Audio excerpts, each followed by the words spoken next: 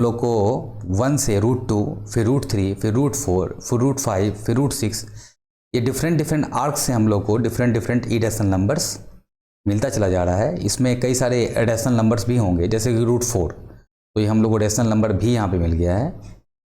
तो √5, √6, √7, √8, √9, फिर से √9 जो है वो उसका जो आउटकम होगा वो 3 होगा, तो वो भी एक रेशनल नंबर हम लोग को मिल जाएगा। तो ऐसे कई सारे हम लोग को इरेशनल और रेशनल नंबर्स मिल रहे हैं।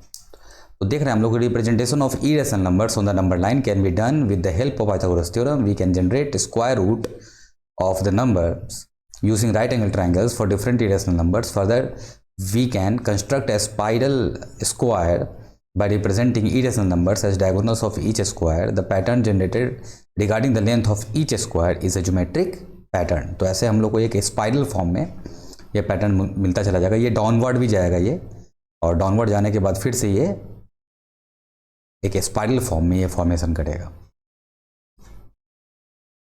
तो बेसिक क्या है कि हम लोगों ने यहाँ पे अगर देखें तो PQC एक राइट एंगल ट्रायंगल लिया, जिसमें कि QC जो हम लोग का जो हाइट है वो 1 है और जो बेस है वो 1 है। तो दोनों लेंथ हम लोगों ने सेम रखा है,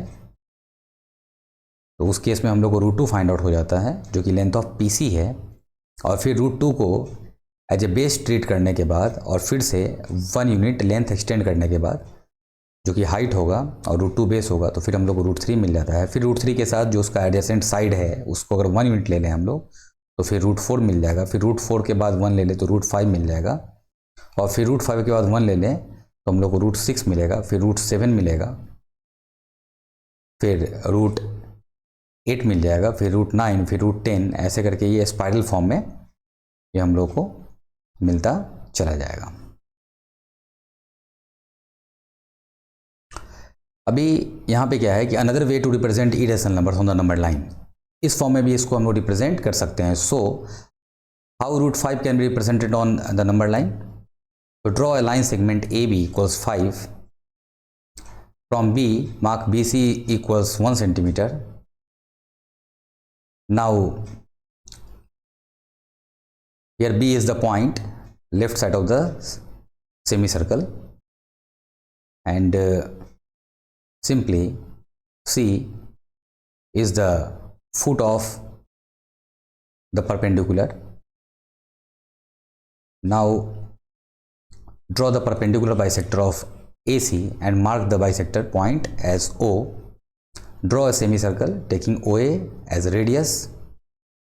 Now draw a line perpendicular to AC through B and intersecting the semicircle at D. Then BD equals √5 units. Now we have to draw a number line and cut an arc length of BD from O which represent √5 on the numbered line. इसमें simple ये हम लोग को देखना है कि semi circle draw करने के बाद हम लोग बेसिकली देखेंगे कि जो डिस्टेंस है हम लोग का फ्रॉम O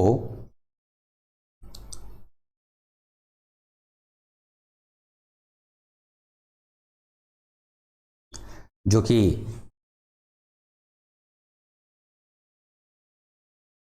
जो पॉइंट ऑफ बाइसेक्टर है, तो उस फॉर्म में इसको हम लोग यहाँ पे प्लॉट कर सकते हैं। Secondly the square root spiral, और इसको हम लोग व्हील ऑफ थियोडोरस और आइंस्टीन स्पाइरल और फिर वर्जल स्पाइरल भी कहते हैं। Is a very interesting geometrical structure in which the square root of all natural numbers have a clear defined spatial orientation to each other. ये जो मैथ्स लवर हैं उनके लिए बहुत इंपॉर्टेंट है समझना कि स्क्वायर रूट जो स्पाइरल है उसको हम लोग और किन किन टर्म से उसको रिमेंबर करते हैं। तो first term wheels of Theodorus, जो सेकेंड टर्म है वो आइंस्टीन स्पाइरल, और जो थर्ड है वो वर्जल स्पाइरल के फॉर्म में भी हम लोग इसको मेंशन करते हैं। Now the real numbers